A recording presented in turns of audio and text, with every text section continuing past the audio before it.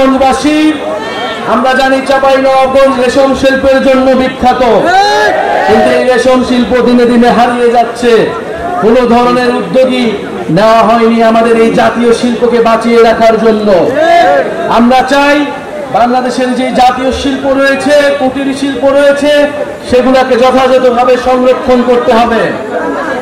প্রিয় চাঁপাইনবাবগঞ্জবাসী, আমরা জানি আপনারা দীর্ঘদিন ধরে ট্রেনের জন্য আন্দোলন করছেন। আপনারা একটা আন্তনগর ট্রেন চান, সরাসরি ট্রেন চান চাঁপাইনবাবগঞ্জ থেকে। আমরা আজকের এই সমাবেশ থেকে আপনাদের এই দাবির প্রতি পূর্ণ সমর্থন জানাচ্ছি। আমরা আহ্বান করি সরকার যাতে দ্রুত সময়ের মধ্যে চাঁপাইনবাবগঞ্জবাসীর এই দাবি পূরণ করে নেয়। প্রিয় চাঁপাইনবাবগঞ্জবাসী, চাঁপাইনবাবগঞ্জ আমাদের সীমান্তে প্রতিরোধের প্রতীক। চাঁপাইনবাবগঞ্জ মানে সীমান্তে কাস্তে হাতে বসে থাকা সেই কৃষক। আমরা সেই কৃষকের সন্তান যারা বুক চিতিয়ে ফ্যাসিবাদের বিরুদ্ধে লড়াই করেছি, বুকেতে নিয়েছি। আমাদের আজকের সমাবেশে আমাদের সাথে রয়েছেন একজন শহীদ পরিবার।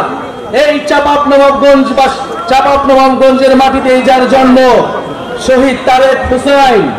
চাঁপাইনবাবগঞ্জ থেকে দুইজন শহীদ রয়েছেন। এই দুইজন শহীদ গণ অভ্যুত্থানে নিজেদের জীবন বিলিয়ে দিয়েছিলেন দেশকে মুক্ত করতে, স্বৈরাচারের কবল থেকে দেশকে নতুন করে স্বাধীনতা এনে দিতে।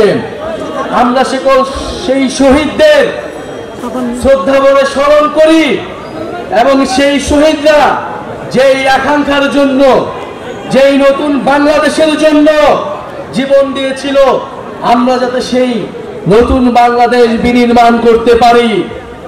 প্রিয় চাঁপাইবাসী, আজকে অনেক কথা বলার ছিল, কিন্তু জানি আপনারা অনেকক্ষণ ধরে অপেক্ষা করছেন। শুধু এতটুকুই বলতে চাই, গণ অভ্যুত্থানের পরে আমরা একটা নতুন বাংলাদেশ চেয়েছি। গণ অভ্যুত্থানের পরে আমরা রাষ্ট্রের মৌলিক সংস্কার চেয়েছি। গণ অভ্যুত্থানের পরে আমরা গণহত্যাকারীদের বিচার চেয়েছি। আমরা জুলাই ঘোষণাপত্র এবং জুলাই সনদ চেয়েছি। প্রিয় চাঁপাইবাসী, আমরা জানি এই সকল দাবি আপনাদের মনের দাবি।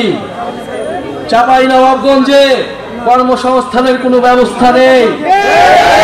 এখানে শিক্ষা, চিকিৎসায় এই এলাকার মানুষ দীর্ঘদিন ধরে বৈষম্যের শিকার, অবহেলিত হয়ে রয়েছে।